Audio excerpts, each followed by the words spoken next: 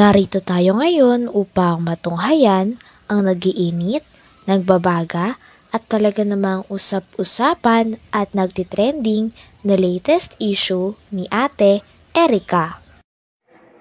Sa pagpapatuloy ay narito muli si Kalingap Val Santos Matubang upang pag-usapan ang issue sa pagitan ni Ate Erica at ng kanyang pamilya, lalong-lalo na sa kanyang lolo na si Lolo Miguel. Dito nga ay sinabi ni Kalingap Val na napakalaki talaga at napakarami talagang reklamo ni Ate Gina na mama ni Ate Erica at Sheila May sa mga vlogger na nagpapa-interview siya. No. Ay bakit nga lahat daw sa Kalingap? Ano ang problema? Ano yung pinaglalaban mo sa Kalingap?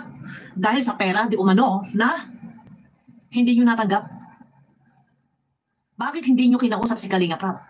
Bakit kung meron man pinadala ang ibang sponsor na hindi nakarating kay Erica, bakit hindi nag-follow up itong mga sponsor na to, ha?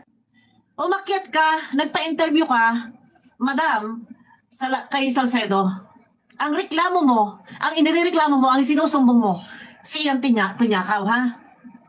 Wala ko siya ngayon pag sa amin binigay na pangpagawa ng bahay. Wala. Wala daw binigay pang paggawa ng bahay. Siyang tunyakaw, ha? Ito ang mga reklamo mo eh. Inaangkin ko niya yung bahay namin. Inaangkin.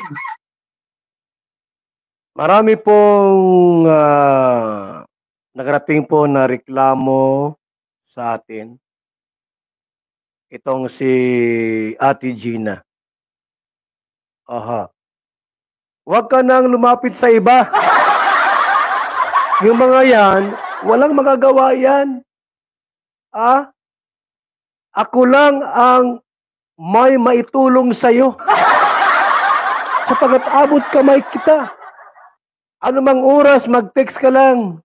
Papa Val, may problema ako. Punta ka dito. Kahit alas 12 ng hating gabi.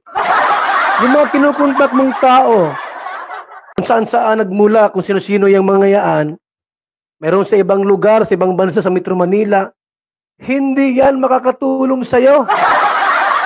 Ako lang ang mayroong maitulong. Bakit? Abot kamay.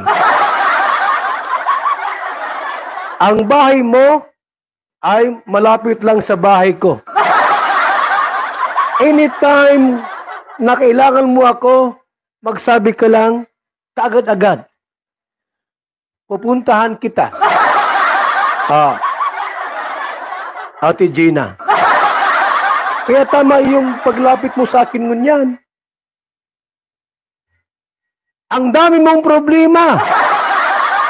Pati pala si Miss Tunyakaw, problema mo na. Pasan mo ang mundo. Ako'y naaawa po sa kanila po, mga... May nagsabi pa nga na gusto daw iparating ni Ate Gina na mama ni Ate Erica at Sheila May ang kanilang away sa Raffy Tulfo. Sabi naman ni Kalingap Val ay hindi na daw yon kailangan sapagkat si Kalingap Val lang daw ang tanging makakatulong sa kanila.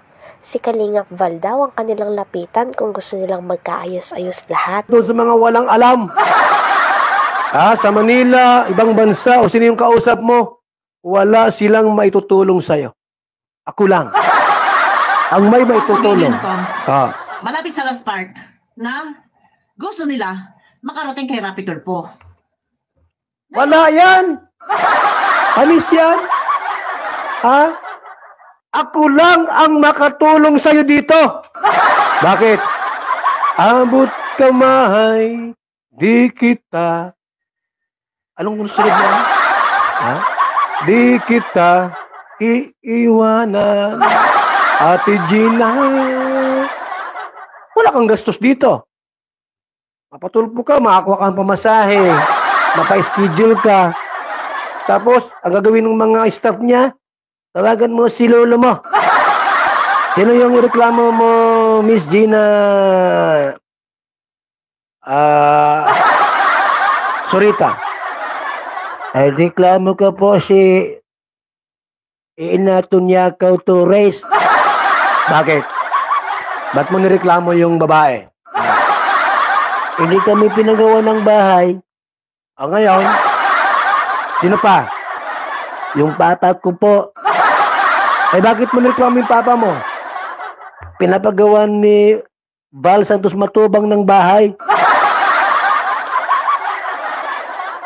Wawa po mga kaibigan, no? Ang sabi ng nanay sumabat, opo sir, kaya nga po kami lumapit sa inyo para humingi ng tulong. Humingi ng tulong. Kasi nga dinudurog daw si Erica. Eto guys, at kailangan kasi simulan muna natin. Saan dinudurog si Erica? Ako love na love ko yan. Si Erica. Since birth, love na love ko yan. Mahal ko yan si Erica at taga Basod. Yan sa Barangay Mangkamagong yan.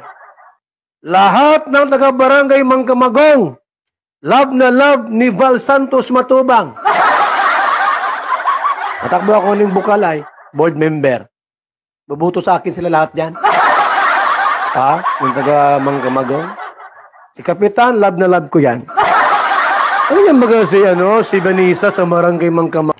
Sabi pa nga sa reaction video ay kaya daw lumapit si Ate Gina na mama ni Ate Erica at Sheila May sa isang vlogger. Ito ay dahil gusto daw nila humingi ng tulong sapagkat nababalitaan daw nila na marami ng vlogger ang nangbabash at marami na ring mga viewers ang ayaw at kinakancel si Ate Erica. Talagang para nga sa mama ni Ate Erica ay parang dinudurog daw ang kanyang anak. Sabi naman ni Kalingap Val ay sino daw ang dumudurog kay Ate Erica sapagkat siya ay mahal niya daw si Ate Erica. Sorita, ay reklamo ka po si Inatunyakaw Torres. Bakit? Ba't mo nireklamo yung babae? Hindi kami pinagawa ng bahay. O ngayon, sino pa? Yung papa ko po. Bakit mo nireklamo yung papa mo? Pinapagawa ni Val Santos Matubang ng bahay. Wawa po mga kaibigan, no? Ang sabi ng nanay sumabat, opo sir, kaya nga po kami lumapit sa inyo para humingi ng tulong. Humingi ng tulong. Kasi nga dinudurog daw si Erica. Eto guys, at kailangan kasi simulan muna natin. Saan dinudurog si Erica? Ako love na love ko yan. Si Erica. Since birth, love na love ko yan. Mahal ko yan si Erica at taga Basod. Yan sa Barangay Mangkamagong yan. Lahat ng taga Barangay Mangkamagong, love na love ni Val Santos Matubang. Natakbo ako ng Bukalay, board member. Bubuto sa akin sila lahat yan. Yung taga Mangkamagong. Si Kapitan, love na love ko yan. Ano yan baga si Vanessa sa Barangay Mangkamagong? Kaya lahat ng mga taga Barangay Mangkamagong, love na love ko. Ano na si Erica at saka si Gina. Para malinaw. Kasi hindi tayo pwedeng dumiretso na. Ito, para maintindihan ninyo, kung ano ang pinaglalaban niya, nandun siya sa laban kay Ian Tunyakaw, kaya nga siya nagpa-interview. Kasi ang daming mga pasabog ni Ian Tunyakaw. Pero bakit nga nalihis ang sa Kalingap? Tulungan po ninyo kami. Sige.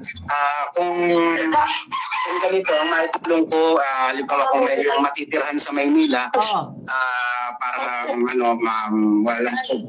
matutulungan ko. Marami po sir kami.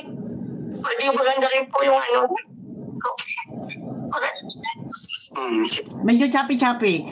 Ang sabi nga ni Joel ay matutulungan. Sige. Ano ba yung gusto niya sabihin?